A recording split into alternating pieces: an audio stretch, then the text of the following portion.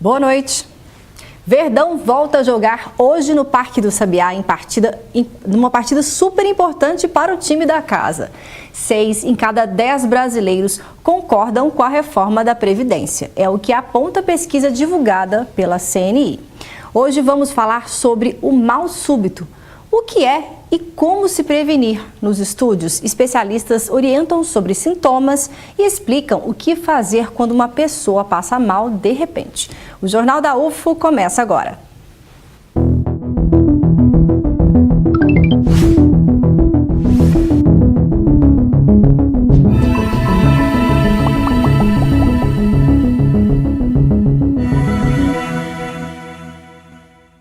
Com o acesso já garantido à primeira divisão, o Uberlândia Esporte Clube faz o primeiro jogo hoje para decidir o título do módulo 2 do Campeonato Mineiro com o time Coimbra.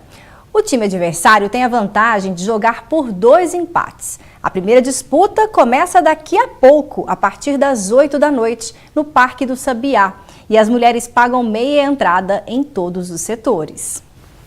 E a UFO recebe no campus Umuarama um evento que aborda os desafios da luta antimanicomial. A programação, que conta com atividades artístico-culturais e apresentação de trabalhos científicos, começou hoje e é aberta à comunidade. O repórter Júnior Caritel tem mais informações. É isso mesmo, Patrícia. O evento já começou às 6 horas da noite e para falar mais sobre esse assunto eu vou conversar agora com a Fernanda Nocan, que é uma das organizadoras, e daqui a pouquinho eu vou conversar também com o Dr. Paulo, que vai estar presente nessa palestra, nesse evento. Bom, Fernanda, explica pra gente o que o evento vai abordar e qual a programação. Bem, o evento ele vai abordar, a saúde mental como um todo, especialmente a luta antimanicomial. Semana que vem é a semana da luta, a semana do 18 de maio, que vai ser sem ser nesse sábado, no próximo, e a gente antecipou para poder já iniciar essa conversa, que é uma conversa que ela não pode parar nunca, E é um seminário, chama Seminário Delírios. Delírios é um projeto que nós temos aqui no ISM, na Unidade de Internação da Saúde Mental do HC, e é um projeto de oficinas de arte. Então hoje nós temos a abertura com Dr. Paulo Amarante, e temos também o relançamento do nosso livro, que é a segunda edição do livro Saúde Mental e Arte, organizado por mim e pelo Paulo. E amanhã de manhã vai ter uma mesa sobre saúde mental e arte, porque como a oficina Delírios, são oficinas de arte, e por isso essa temática se repete. Amanhã à noite nós vamos ter uma mesa sobre redução de danos. Sexta de manhã nós vamos ter cine debate com vários documentários e filmes abordando mesmo essa temática. Após o almoço teremos oficinas, fora essa exposição que vai estar, vamos ter exposição também do Centro Convivência e Cultura. Eles vão cantar aqui amanhã, na abertura da nossa mesa. E sexta à noite encerramos com saúde mental na atenção básica com a Camila Caixeta, que é uma ótima pessoa para falar desse assunto. Doutor Paulo, chegou pouca hora. Quem quiser conferir a sua palestra, ainda dá tempo de chegar aqui para assistir, não é? Dá tempo sim. Eu devo ficar falando, vão me ouvir falar até mais ou menos às 9 horas, porque tem muito assunto para falar. Essa ideia de superar a forma asilar de lidar com as pessoas com transtorno mental, os preconceitos, o estigma, como é importante, além de forma de tratamento contemporâneos que existe pelo mundo afora, experiências importantíssimas, mas também a mudança de cultura, a mudança de relação. Isso é fundamental. Doutor Paulo, só para reforçar o convite da sua palestra e também quem quiser adquirir, ler o livro, como deve fazer? Então, vai ter o livro aqui nesses 3 dias do evento, ele vai ser vendido aqui e depois, muito provavelmente, tanto livrarias aqui da universidade, que vendem livros acadêmicos, é um livro de uma coleção acadêmica, ele vai estar presente aqui, como as editoras também vendem, é só entrar. Hoje você coloca aí no Google, coloca numa estante virtual, você acha o livro. Eu acho que ele é muito importante porque ele traz a dimensão do papel da arte e da cultura nesse campo. Pesquisa divulgada nesta quarta-feira pela Confederação Nacional da Indústria mostra que 6 em cada 10 brasileiros concordam com a necessidade de se fazer uma reforma da Previdência. 59% dos entrevistados acreditam que ela seja necessária, já 36% discorda, 6% não sabem ou não responderam. Apesar do alto índice de aprovação da reforma, 51% dos entrevistados disseram ser contra a proposta elaborada pela equipe econômica do ministro Paulo Guedes. E após pressão de partidos, o governo deve recriar 2 ministérios. As mudanças estão na medida provisória da reforma administrativa, apresentada ao Congresso. Veja na reportagem. O líder do governo no Senado, Fernando Bezerra, do MDB de Pernambuco, relator da medida provisória da reforma ministerial, anunciou hoje que o Palácio do Planalto deu o aval para a recriação de 2 ministérios para tratar dos municípios. A pasta do Desenvolvimento Regional, atualmente comandada pelo ministro Gustavo Canuto, de acordo com a proposta, seria desmembrada em 2, a das cidades e da integração nacional. Já a pressão dos parlamentares para que o COAF voltasse ao Ministério da Economia não surtiu efeito. A MP mantém um órgão sob o comando de Sérgio Moro no Ministério da Justiça e Segurança Pública, que também deve receber de volta a FUNAI, que está no Ministério da Mulher, Família e Direitos Humanos. A comissão mista do Congresso que analisa o tema deve votar o texto do relator Fernando Bezerra amanhã.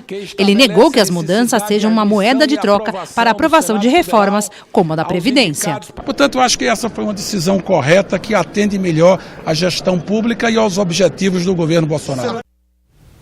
E o assunto agora é saúde. Qual a maneira correta de preparar o corpo para praticar esporte? E quais são os cuidados necessários antes de começar uma atividade física? Saiba mais a reportagem de Ana Luísa Costa e imagens de Lucas Cardoso.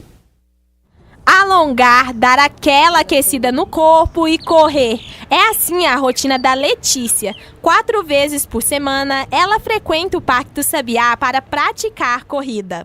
Letícia é uma das 5 principais corredoras de Uberlândia, mas para manter esse resultado não é nada fácil. Ela tem uma rotina de treino puxada. Durante a semana, ela separa 4 dias para treinar corrida e 2 dias ela separa para fazer musculação. Além disso, ela tem um cuidado com a alimentação e acompanhamento com o nutricionista, mas nem sempre foi assim. Eu comecei a correr, mas sem nenhum educador físico, só por conta mesmo. E em julho de 2017, como eu vi que eu tive um avanço, eu procurei uma assessoria esportiva de corrida. E procurei também a nutricionista para que eu possa evoluir mais. Em 2018 eu tive só vitórias, no começo eu não sabia correr, machuquei no começo por não ter uma orientação. E desde então, hoje em dia, eu sou considerada uma das 5 melhores aqui de Uberlândia de corrida por conta dessa ajuda que eu tenho. Não é difícil achar casos como o da Letícia, de pessoas que decidem praticar alguma atividade física sem antes procurar por uma avaliação médica ou passar por exames. A minha rotina aqui é um dia sim, um dia não, 3 vezes por semana por aí. E a gente faz aqui a atividade aqui nas máquinas e sempre dá corridinha aqui. Eu faço caminhada e alongamento. Terça e quinta faço alongamento e durante a semana sempre venho aqui fazer caminhada. E para fazer essas atividades físicas, a senhora tem algum acompanhamento regular com médico, algum exame que a senhora... Não estou tendo. O especialista em medicina esportiva, Fabrício Naves, explica quais são os cuidados que uma pessoa deve ter para começar a praticar atividades físicas. A primeira coisa é procurar uma avaliação médica e procurar um educador físico que te oriente da forma correta de executar o exercício físico, né, e que comece de uma forma gradativa. Então, com esforço menor no início e vai aumentando gradativamente assim que você vai tendo condição física para isso. Tá? E outra coisa é procurar uma avaliação médica, né, com um especialista na área, para que se identifique doenças ou possíveis doenças que possam ser desencadeadas pela prática do exercício físico. O médico ainda explica que os exames são importantes para identificar outros problemas de saúde, que podem ser agravados durante o exercício. O risco maior é a morte súbita, né? Então você está praticando exercício físico e de repente você tem um sintoma e você cai, né? Geralmente pode acontecer que você teve um infarto durante o... Né, geralmente isso acontece mais na faixa etária mais velha, de pessoas mais velhas, acima de 40, 50 anos. E às vezes você pode ter uma arritmia também, congênita, uma doença que você nasceu com ela, né, um problema de condução, um sistema de condução do coração, e aquilo, o exercício físico desencadeou aquilo, você teve uma arritmia grave, uma arritmia complexa, isso cursou com a parada cardiorrespiratória e morte. Então esses são os principais problemas que a gente tende a evitar. Claro, a gente tem que evitar também problemas relacionados à hidratação, climas quentes, más posturas durante a execução do exercício, né?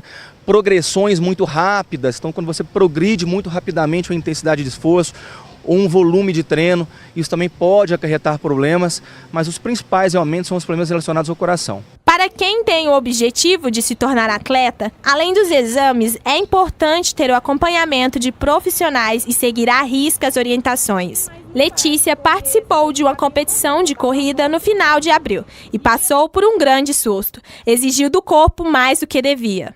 A questão também não é só ter um educador físico, é fazer o que o seu educador pede para você fazer. No meu caso, antes da corrida eu tive toda a orientação a ser feita, só que como eu estava me sentindo muito bem, eu corri muito forte, além do que ele tinha estipulado para eu correr.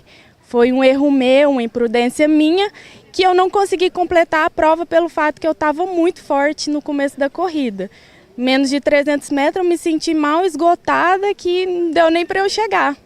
Quando o assunto é saúde, todo cuidado é pouco. E a atividade física, quando bem executada, pode trazer vários benefícios. Para a cabeça, para o corpo, tudo faz muito bem. Depois que eu comecei a caminhada aqui, já melhorei muito, muito mesmo a minha saúde, sabe? E para entendermos mais sobre o que é o mal súbito e como nos prevenir, conversamos hoje com o Dr. Frederico Homem, que é cardiologista do Hospital de Clínicas da UFO. Obrigada por estar aqui com a gente. Prazer é meu, muito obrigado pelo convite. E também com a Zumária Freitas, que é nutricionista e educadora física. Obrigada pela sua presença, Zumária. Obrigada a vocês pelo convite. Para começarmos, então, esse jornal que é extremamente informativo. O que é o mal súbito, então, de fato, doutor Frederico? Para a gente explicar de uma forma bem clara para a população. Qualquer pessoa basta estar vivo para morrer, mas por que a gente diz mal súbito? Primeiro, fator de risco, né? Fator de risco. Bom, o mal súbito ou a morte súbita cardíaca, em virtude de ser um evento trágico, catastrófico, ele é definido como o óbito, né, a morte que ocorre de forma inesperada, de forma súbita, pela perda súbita da função cardíaca dentro da primeira hora do início de algum sintoma. Dor torácica, falta de ar, desmaio, isso em um paciente estável e clinicamente assintomático dentro das 24 horas que antecederam esse evento. Essa é a definição da Organização Mundial de Saúde. E no caso, quando alguém passa mal, desmaia, é preocupante para quem está perto de uma pessoa que passa mal. O que ela deve fazer? Quais seriam os primeiros socorros? Bom, quando você se encontra, né, frente a um paciente que teve um evento, uma síncope, acho que a primeira questão é chamar ajuda. Primeiro porque, por mais que você seja qualificado, por mais que você seja expert nessa condição, você avaliar e muitas vezes proceder a necessariamente uma manobra de ressuscitação, se for o caso, ela é praticamente impossível de ser realizada por uma pessoa só. Segundo fato é testar, chamar a responsividade da pessoa que está no chão, avaliar a consciência dessa pessoa, avaliar se essa pessoa respira espontaneamente e avaliar se essa pessoa tem pulso. A partir daí, os próximos passos eles requerem pelo menos um básico de treinamento, né? Que vão incluir desde o reconhecimento de uma parada cardíaca até as medidas iniciais, né, necessárias para a ressuscitação. E é claro, sempre lembrando, né, que em lugares públicos é obrigatório, né, onde você tem a circulação de um fluxo de pessoas, que se tenha um desfibrilador externo que possa ser utilizado em situações de urgência, como uma parada cardíaca secundária a uma arritmia maligna. Perfeito. E falando sobre prevenção, principalmente para os esportistas, eles sofrem mais risco, no caso, por exigirem mais do corpo? Qual que é a sua avaliação, Zumari? Eu acredito que, pensando no exercício físico, é importante que, primeiro, um ponto que o Fabrício tocou é de ter um exame cardiológico, de estar apto a fazer esse exercício, né? E algo que vem acontecendo, as pessoas têm, por exemplo, nunca correu 5 quilômetros. Aí ela vai e começa a correr 5, logo ela quer correr 10, aí ela quer correr 21, quer correr 42. Então a gente tem que respeitar o nosso corpo, tem que respeitar a evolução desse treinamento, então isso é uma progressão gradativa, né? E, na verdade, a gente deve fazer esse exercício de uma forma cautelosa, respeitando a individualidade de cada um, progredir o treinamento de acordo com a rotina de vida de cada um, com o histórico de exercício de cada um, né? Porque muitas pessoas começam a fazer exercício buscando saúde e às vezes elas se perdem nisso. Começam a querer, em vez de correr 5 quilômetros com qualidade, agora eu quero correr muito rápido. E aí dentro disso, às vezes a gente perde um pouco o foco, que seria trabalhar o exercício físico na minha vida para ter uma qualidade de vida, ter saúde, e eu começo a focar em outras coisas que não vêm muitas vezes em encontro à saúde, né? Entendi. E no caso de uma competição como uma maratona, é necessário a apresentação de um atestado médico? Como que você avalia também a estrutura das organizações para estar também precavendo qualquer incidente como esse? Atualmente as organizações das corridas, elas não pedem que você traga um documento médico que você está apto. Elas pedem que você assine um termo, né? Que você está ciente que você pode dos riscos ali da corrida. Então, atualmente não existe. Algumas poucas corridas, elas de fato, principalmente corridas de montanha, elas exigem que você tenha um exame médico aprovando a sua participação. Mas nas corridas de rua, de forma geral, que é o que a maior demanda da população, né? A maior parte da população pratica a corrida de rua, o esporte, a competição de corrida de rua, eles fazem apenas o termo de esclarecimento, né? Muito bom saber disso. Então, a gente volta a falar sobre esse assunto. Agora é hora de a gente saber como fica o tempo em Uberlândia, amanhã também em outras regiões de Minas. Veja.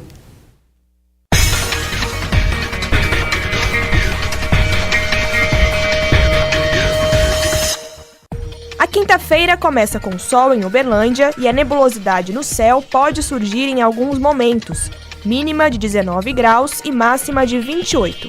Dia parcialmente nublado em Patos de Minas. A probabilidade de chover chega a 80% e as temperaturas variam entre 17 e 29 graus. Sol entre nuvens também em Monte Carmelo e a previsão é que à tarde caia algumas pancadas de chuva. Mínima de 18 graus e máxima de 28. Ituiutaba deve amanhecer com dia ensolarado, mas o céu pode ficar encoberto por nuvens à tarde. Temperatura mínima de 20 e máxima de 32 graus. Em Araguari, o tempo fica parcialmente nublado e há previsão de chuva, mínima de 19 graus e 26 de máxima. Agora vamos para um breve intervalo. No próximo bloco temos o quadro Campi Avançados. Nós voltamos já.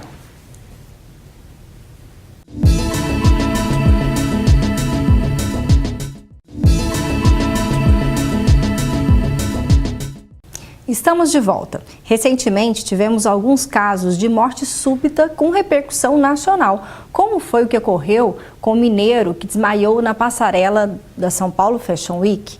Mas o que fazer quando alguém desmaia? São várias as dúvidas na hora do socorro e para esclarecer algumas delas, o nosso repórter Júnior Caritel conversou com um cardiologista. Vamos conferir? Olá para você que acompanha o Jornal da UFO. Bom, o assunto de hoje é mal súbito. E para esclarecer algumas dúvidas sobre esse tema, eu vou conversar agora com o cardiologista João Lucas Ocônio, que vai falar para a gente algumas dúvidas para quem tem um mal súbito ou caso isso aconteça. Bom, doutor, para a gente esclarecer primeiramente, o que deve ser feito em caso de um mal súbito, alguma pessoa viu alguém tendo esse mal súbito, quais são os primeiros passos? Olha, então se o telespectador encontra uma pessoa desacordada, ela precisa abordar a pessoa e verificar se a pessoa está respirando. Se ela não estiver respondendo e não estiver respirando, ela deve imediatamente chamar por ajuda. Chamar alguém que tenha capacidade de trazer um aparelho que possa dar um choque no peito para retornar o batimento cardíaco e que saiba fazer os procedimentos adequados. Enquanto essa ajuda não chega, se ela souber as técnicas apropriadas, ela deve comprimir o tórax bem no centro do peito, com os braços esticados, 100 a 120 vezes por minuto, fazendo e se atendo a fazer uma boa massagem cardíaca. Para a gente entender quais são as causas de um mal súbito.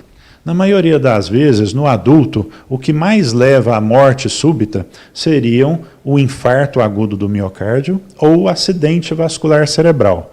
Mas algumas arritmias cardíacas também podem levar ao mal súbito e elas podem ser precipitadas por algumas situações, como um problema congênito no coração, uma inflamação no coração, no caso das miocardites, e também relacionado ao uso inadvertido de algumas substâncias, como os energéticos, como a cafeína, como os anabólicos, esteroides, também podem precipitar as arritmias. Quem pratica exercício físico, doutor, corre o risco de ter um mal súbito? Isso, então durante a atividade física, tanto o coração quanto os vasos sanguíneos estão submetidos a um estresse muito grande. A frequência cardíaca se eleva muito, a pressão arterial se eleva, então o índice de arritmias, de falta de circulação de sangue para o coração, de rupturas ou dissecções das artérias é muito maior no esforço. Bom, como vimos na reportagem, mal súbito requer atenção. Mas um fator que me deixa curiosa, a idade é um fator determinante, doutor Federico? Bom, a idade não é o principal fator.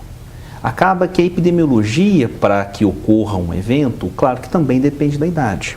Quando nos deparamos com uma população acima dos 40 anos, a incidência de morte súbita, a etiologia, ela se baseia principalmente nas doenças coronarianas, nas doenças da circulação do coração. No entanto, não é um único fator. Pessoas jovens também podem estar predispostas a ter esse evento. Principalmente as pessoas que apresentam alguma doença cardíaca congênita, por exemplo, miocardiopatia hipertrófica, e alguns pacientes que podem apresentar outras doenças como insuficiência do coração, com perda importante da função cardíaca, inflamações no coração, a própria doença de Chagas, né, antigamente até endêmica em nossa região, mas também é um fator que pode precipitar essa condição, e até mesmo pessoas com coração normal, e aí alguns casos mais raros, são pessoas que podem apresentar doenças da parte elétrica do coração. Apesar de raridades e apesar de ser um diagnóstico difícil, também é uma importante causa, né, de morte súbita, de eventos malignos na população jovem.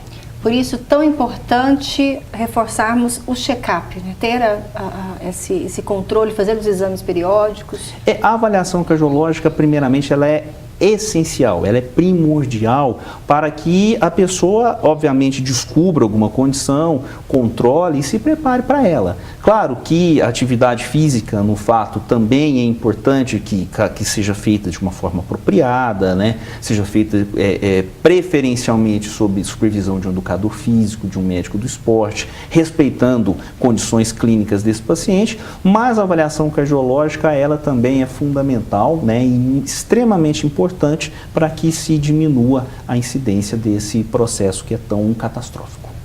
E quando ocorre casos, como ocorreu em Uberlândia, de um atleta de 21 anos, né, passou mal, acabou falecendo, enquanto corria uma maratona aqui.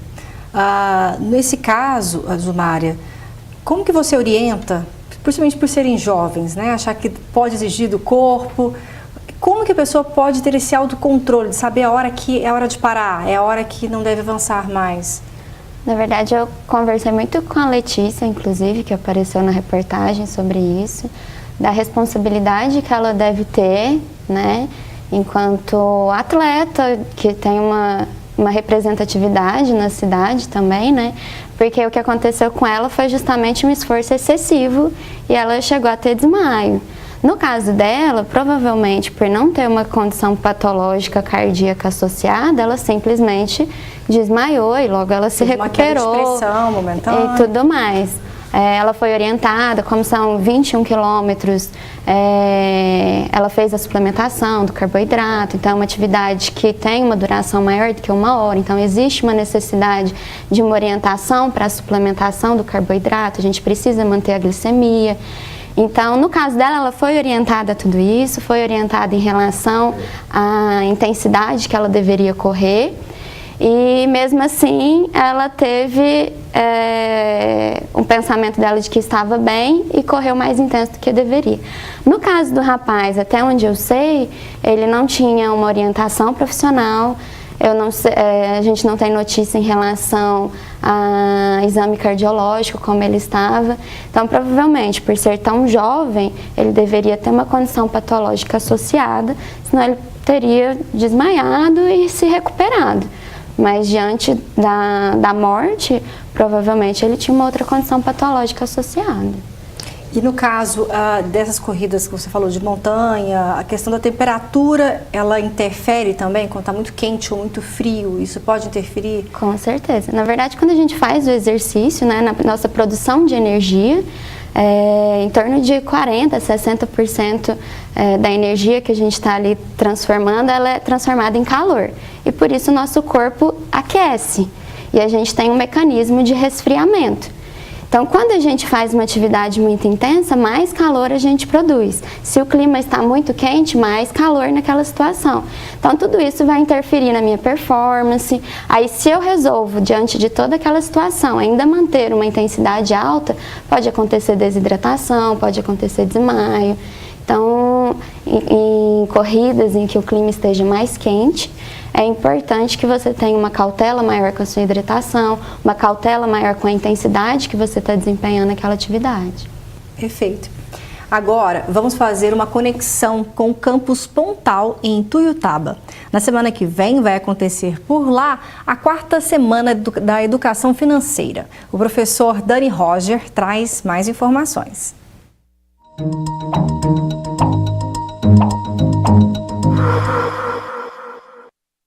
Olá pessoal, aqui é o professor Dani Rogers, eu sou coordenador do Núcleo de Educação Financeira da UFO e eu quero falar para vocês um pouco sobre a 4ª Semana de Educação Financeira UFO, que realizaremos na cidade de Tuiutaba entre os dias 14 e 16 de maio de 2019.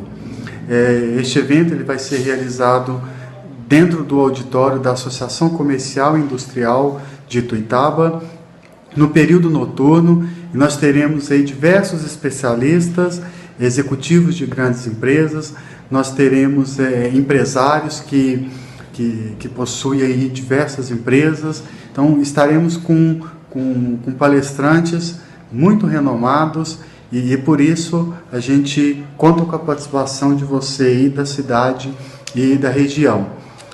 Você pode realizar a sua inscrição pelo site do NEF, www.portalnef.org. Lá você consegue encontrar mais informações e realizar a sua inscrição. Dentro do site mesmo você gera o seu boleto e já faz o pagamento.